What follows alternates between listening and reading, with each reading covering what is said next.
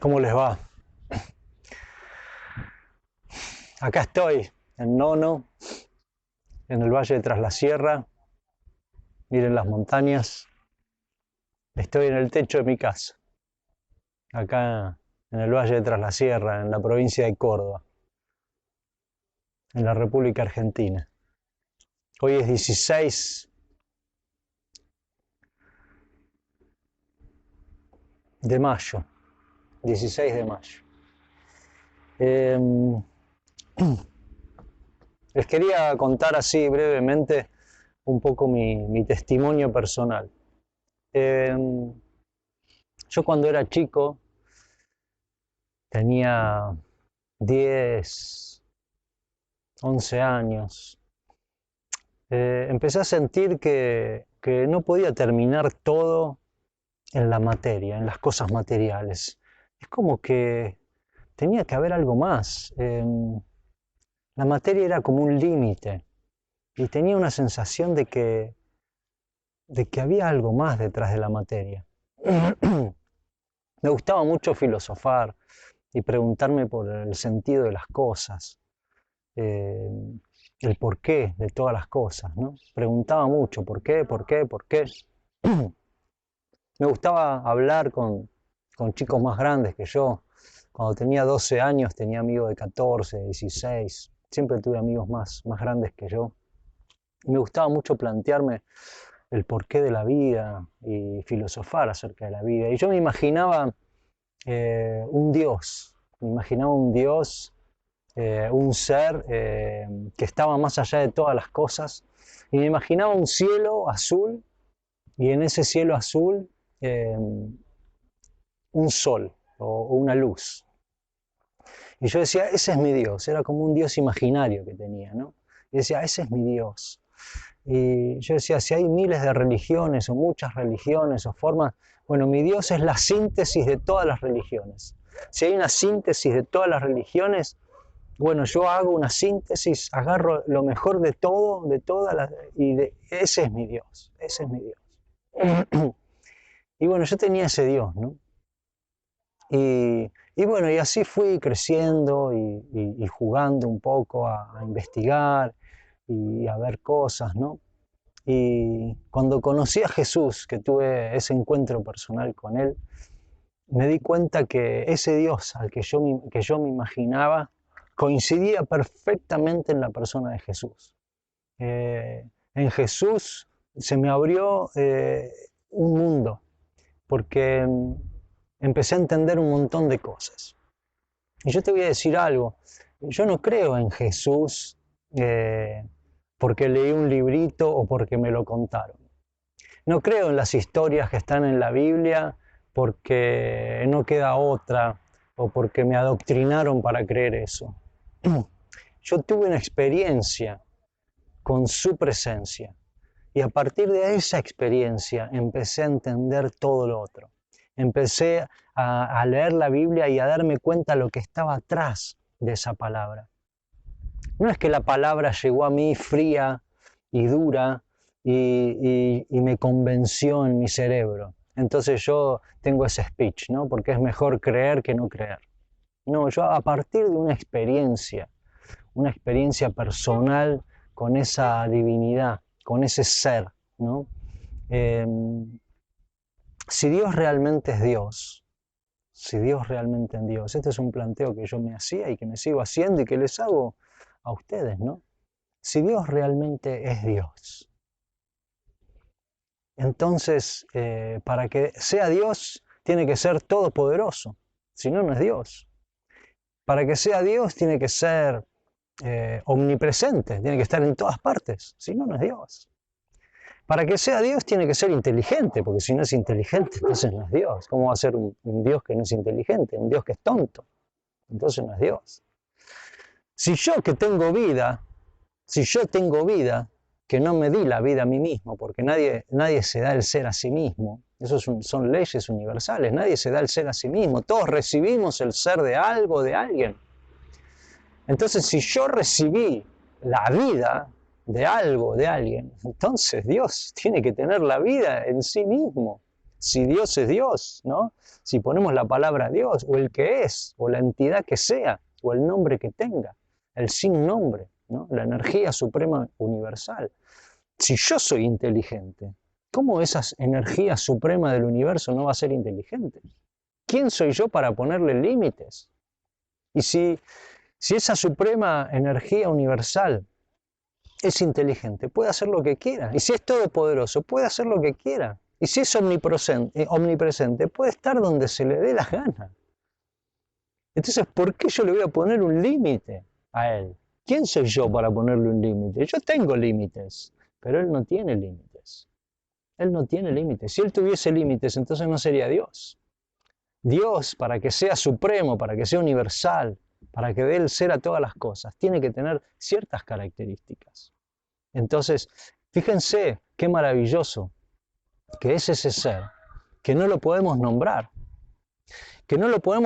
directamente, porque cualquier cosa que digamos de él directamente sería limitarlo. Entonces yo no digo que él es poderoso, yo digo que él es omnipotente, todopoderoso. Por eso cuando nos referimos a Dios, cuando nos referimos a esta suprema energía universal, nos referimos hablando o de lo que no es, o hablando superlativamente, o sea, o agrandando lo que debería ser según mi medida, o en forma negativa.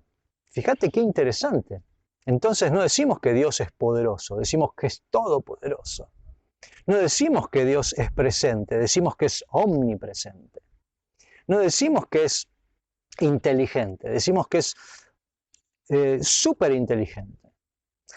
No decimos que Él es visible, decimos que es invisible, ¿no? No lo podemos, no decimos que es sondeable, ¿no? Que lo podemos conocer. No, es insondeable.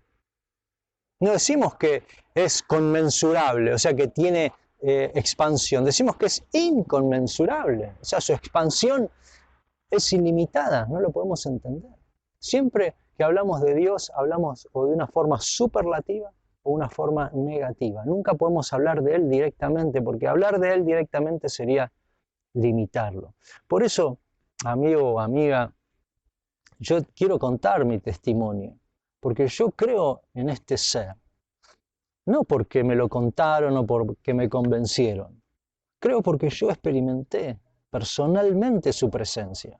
Y vi cosas y experimenté cosas que me quemaron la cabeza. Y que tiene las respuestas están en Él. Las respuestas están en Él. Amigo, todos nos vamos a morir. Todos nos vamos a morir. Entonces, si Dios es Dios, y si nos hizo con un alma eterna, con un alma inmortal, hay pruebas de la inmortalidad del alma, y hay pruebas de la existencia de Dios. Entonces, ¿por qué vivimos como si Dios no existiera? No, sí, yo creo en Dios, dice uno. Sí, crees en Dios, pero vivís como si Dios no existiera en tu vida. Haces todo con tus fuerzas, te exigís todo vos, haces todo vos, y nunca lo pones a Dios en el medio. Nunca le das lugar a Dios para que haga algo en tu vida. Siempre todas las cosas dependen de vos. Entonces vivís sin Dios. Vivís independientemente de Dios. Sí, creer en Dios, sí. El diablo también crea. La gente mala también cree en Dios, pero no la hace partícipe de su vida. ¿Qué es hacer partícipe a Dios de tu vida? Es ponerlo a Él en primer lugar. Y con la palabra, y con el pensamiento. Decirle buen día. Dios, si vos sos inteligente, sé que me estás escuchando. Si vos sos omnipresente, sé que estás alrededor mío y te doy gracias. ¿Sabés cuál es el primer sentimiento, lo primero que sale de un hombre o de una mujer que tiene conciencia de que Dios le dio el ser? De que su propio ser no lo eligió él, sino que le fue dado. ¿Sabes cuál es lo primero que te surge? La gratitud. Gracias, Dios. Gracias, Suprema Energía Universal, por todo lo que me diste. En principio, porque me diste la vida. Me diste la vida. Gracias por darme la vida. Gracias por darme estas montañas, esta naturaleza impresionante. Gracias, Señor, por la familia, por la casa, por el techo, por la comida. por los amigos, por haber tenido mamá, pero sobre todo por la vida. En un próximo video te voy a contar cómo tuve ese encuentro personal con Dios. ¿Qué fue lo que me pasó, que me transformó? Yo, Andrés, de Nono, hoy de Nono, antes era de Hurlingham, tuve un antes y un después.